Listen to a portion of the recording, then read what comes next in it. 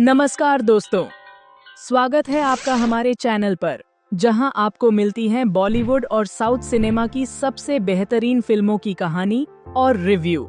आज हम लेकर आए हैं एक धमाकेदार एक्शन, सस्पेंस और मिस्ट्री से भरी फिल्म देवा।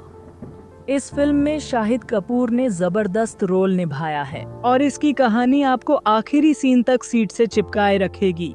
तो चलिए बिना वक्त गंवाए शुरू करते हैं देवा की पूरी कहानी और इसका एनालिसिस। देवा फिल्म मुंबई पुलिस को ध्यान में रखते हुए बनाई गई है। फिल्म की शुरुआत में हम देखते हैं कि शाहिद कपूर यानी देवा फोन पर बात करते हुए कहीं जा रहे होते हैं। वह कहते हैं कि उन्होंने केस सॉल्व कर लिया है, लेकिन अचानक उनका एक्सीडेंट हो जाता है।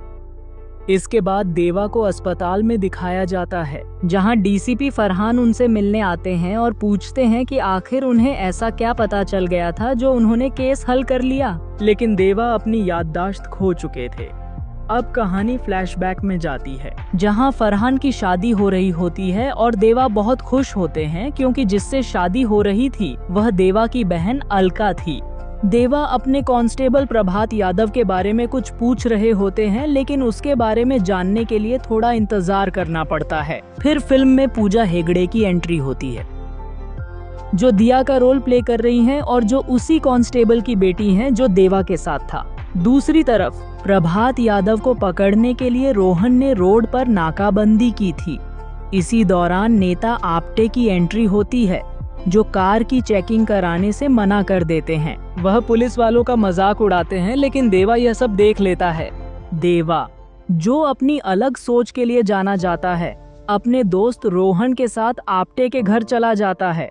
वह वहां जाकर आप्टे को धमकाते हैं, जिससे पुलिस स्टेशन में हंगामा मच जाता है और यह मामला मंत्री तक पहुंच जाता है। लेकिन देवा के खिलाफ कोई कार्रवाई नहीं की जाती क्योंकि वहां का डिप्टी पुलिस अधिकारी देवा का जीजा होता है। इसी बीच प्रभात यादव ने एक बम ब्लास्ट की साजिश रची थी, जिसमें कई लोग घायल हो जाते हैं और 2 पुलिसकर्मी भी मारे जाते हैं। इस बम ब्लास्ट में दिया के पिता भी शामिल थे, जिससे दिया बहुत दुखी हो जाती है और देवा से कहती है कि अब उनके पिता कभी चल नहीं पाएंगे। इस बीच पुलिस को प्रभात के खिलाफ एक नई लीड मिलती है। इस बार देवा पूरी तरह सतर्क रहता है और अचानक प्रभात यादव को देख लिया जाता है। उसके आदमी जैसे ही ड्रोन देखते हैं, उसे गोली मारकर खत्म कर देते हैं।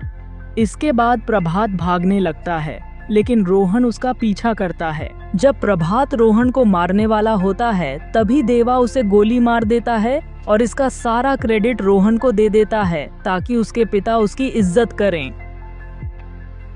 इसके बाद रोहन अपनी गर्लफ्रेंड नेहा को शादी के लिए प्रपोज करता है और दोनों शादी के लिए तैयार हो जाते हैं।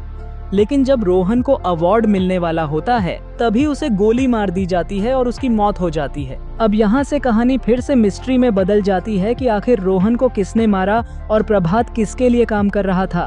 फिर कहानी वर्तमान में आती है, जहाँ देवा की याददाश्त चली गई थी। फरहान देवा को एक नया फोन और एक पेन ड्राइव देते हैं, जिसमें केस से जुड़ी सारी जानकारी होती है। जब देवा घर आकर वीडियो देखता है, तो उसे पता चलता है कि रोहन को जिस बिल्डिंग से गोली मारी गई थी, वह कौन सी थी। वह पुलिस टीम के साथ वहां जाता है, लेकिन कुछ नहीं मिलता। रोहन की मौत के बाद देवा अपनी टीम के साथ कड़ी जांच करता है और हर गुनहगार को पकड़ने की कोशिश करता है। वह एक स्केच बनवाता है, जिससे पता चले कि गोली किसने चलाई थी। इस दौरान एक आंटी उसे बताती हैं कि उन्होंने घटना वाले दिन एक हरी एसयूवी देखी थी।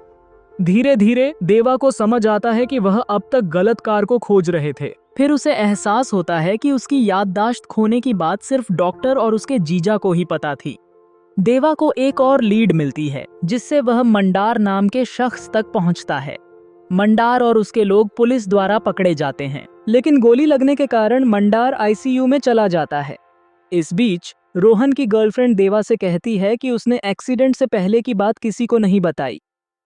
देवा रोहन की मौत के दिन के वीडियो को फिर से जांचता है और उसे पता चलता है कि असली कातिल कौन था। उसे यह भी पता चलता है कि रोहन को उस दिन बुल्ला नाम के शख्स ने मारा था और वह कोई और नहीं बल्कि देवा खुद था। असल में जब देवा छोटा था, तो उसे बहुत भूख लगी थी। पड़ोसी ने उसे मिठाई का डिब्बा दिया, जिसे उसने पूरा खा लिया। लेकिन उसी दिन उसके पिता को भी भूख लगी थी। जब उसके पिता को पता चला कि देवा ने सारा खाना खा लिया, तो उन्होंने उसकी टांग तोड़ दी। उस समय प्रभात ने उसके अस्पताल के सारे बिल चुकाए थे और तभी से देवा प्रभात के लिए काम करने लगा था।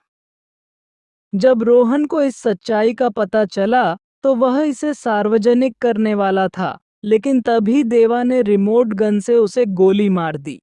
फिल्म के अंत में देवा को गिरफ्तार कर लिया जाता है और वह जेल चला जाता है।